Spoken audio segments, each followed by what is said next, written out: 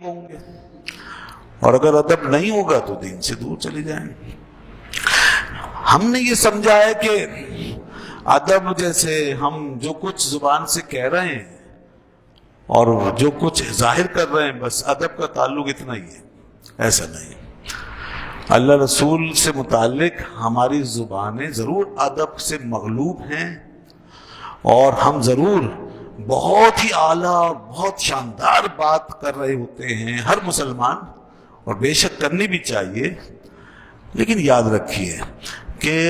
یہ ادب کا معاملہ اتنا ہی نہیں ہے۔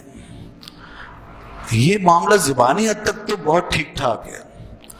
لیکن حقیقت میں ہمارا معیار ادب جو ہے اس سے متعین نہیں ہوگا کہ ہم اپنی زبان سے کیا کہہ رہے ہیں اور ہم اس کا اظہار کس طرح کر رہے ہیں۔ معیار ادب ہمارا، یعنی ادب کا کرائٹیریا، معیار لیول ہمارا پتہ چلے گا ہماری عام زندگی میں جو ادب ہے اس سے، کہ ہم عام اپنی زندگی میں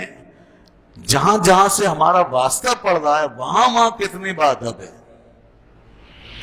ہم اپنی محفلوں میں کتنے باادب ہیں، اپنی مجلسوں میں کتنے باادب ہیں، ہم لوگوں کے ساتھ کتنے باادب ہیں۔ جی ہاں، تو اسی لحاظ سے ہمارے معیار ادب کا تعین ہوگا، صرف ایک لمبے کسی بیانیے سے نہیں ہوگا، کسی نریٹو سے نہیں ہوگا، اس سے خالی زبانی اظہار ہوگا، اقرار ہوگا، لیکن معیار ادب جو ہے کہ خدا کے یہاں ایک بڑے اونچے مقام ادب پر ہمیں لکھا جائے، وہ ہوگا اس کے ساتھ کہ ہم لوگوں کے ساتھ کس طرح پیش آتے ہیں۔ تو جب کوئی شخص مسجد میں آ کے ادب کرے، جب کوئی اللہ رسول کی محفلوں میں ادب کرے،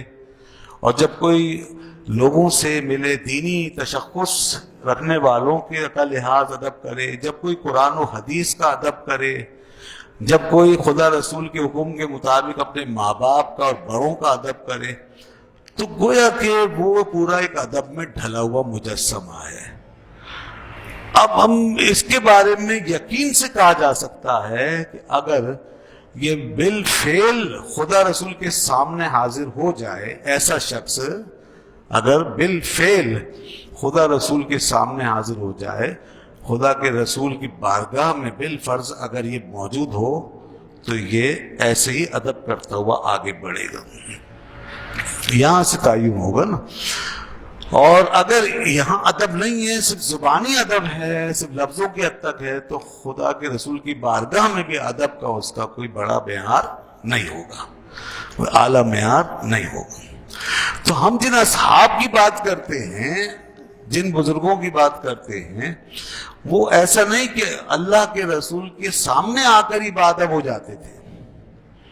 بے شک وہاں تو ادب فرض، سب سے بڑا فرض ہے، سب سے بڑا فرض ہے، اور ایمان ہے کہ اگر وہاں ذرا سی بے ادبی ہو تو ایمان کا خطرہ ہے، جیسا قرآن سے بات۔ لیکن یہ ادب ایسا نہیں ہے کہ صرف اسی ایک دائرے میں تھا ان کا، اور پھر پیچھے جا کے وہ آزاد ہو جاتے اور جس طرح چاہتے بات کرتے اور جس طرح چاہتے معاملات کرتے، نہیں، ایسا نہیں۔ جیسا کہ میں نے عرض کیا، ادب پورے ایک مزاج کا نام ہے، ایک ٹوٹلٹی ہے، ایک ہماگیریت ہے، اندر سے انسان کی تربیت ہے، احساسات ہیں، دوسروں کے بارے میں احترام کے جذبات ہیں۔ یہ پوری تعلیم، پوری تربیت جب ہوتی ہے تو پھر انسان کہیں ادب سے پیش آ رہا ہوتا ہے، اور پھر جب ایک جگہ وہ ادب سے پیش آ رہا ہوتا ہے تو پھر ہر جگہ اس لحاظ سے، اس جگہ کے لحاظ سے ادب سے پیش آتا چلا جاتا ہے۔ جی ہاں، ایسا نہیں کہ وہ صرف ایک ہی جگہ باادب ہو، باقی جگہ بے ادب ہو، ایسا نہیں۔ اسی لیے یہ ادب جو ہے لوگوں کو بنانے اور سنوارنے والی چیز بن جاتی ہے، یعنی ادب اتنا بڑا معلم ہے اور ایسا وائز ہے اور ایسا کنٹرولر ہے کہ جب یہ ایک دفعہ ہمارے اوپر چھا جائے تو پھر ہمیں ہر جگہ اپنی گرفت میں لے کے رکھتا ہے، اور ہر جگہ کی حاضری کے آداب ہمیں سکھاتا ہے۔ ماں باپ سے کیسے پیش آنا ہے، استاد کے سامنے کیسے پیش آنا ہے، جی ہاں، ہمیں اپنے بزرگوں سے کیسے ملنا چاہیے، ہمیں بڑوں کی مجلس میں کیسے بیٹھنا چاہیے، ہمیں گفتگو کیسے کرنی چاہیے، یہ سب چیزیں ہیں۔ تو یہ نظر آتی انسان اسی لیے کسی نے کہا الدین کلہ ادب، دین پورے کا پورا ادب ہے، دین پورے کا پورا۔ علامہ اقبال نے کہا تھا کہ خاموش اے دل کہ بھری محفل میں چلانا اچھا نہیں،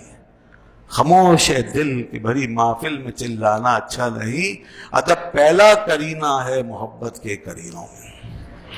ادب پہلا کرینہ ہے محبت کے کرینوں۔ تو دوستو ہمیں ادب سکھایا گیا ہے۔ مسلمان کا معاملہ یہ ہے کہ مسلمان اور ادب یہ الگ الگ نہیں ہو سکتے۔ یہ مسلمان ہے تو اس کا مطلب ہے ادب والا ہے، اور اگر ادب نہیں ہے تو اس کا مطلب ہے اس کا مسلمان ہونا ناقص ہے، اس نے اپنے دین سے جو سب سے بڑی چیز ہے وہی نہیں پائی۔ اور کسی والد نے، کسی باپ نے، فادر نے، والد نے، سرپرست نے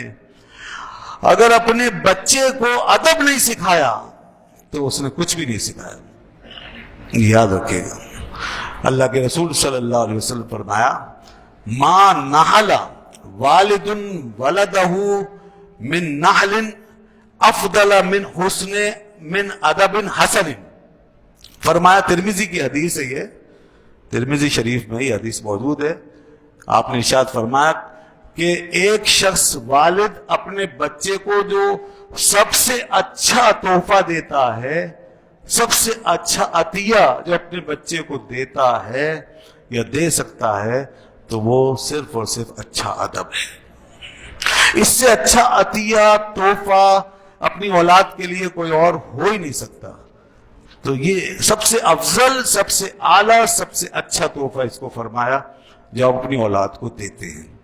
تو دوستو ایک باپ کا فرض ہے کہ اپنی اولاد کو ادب سکھائے۔ ایک اور حدیث میں ترمذی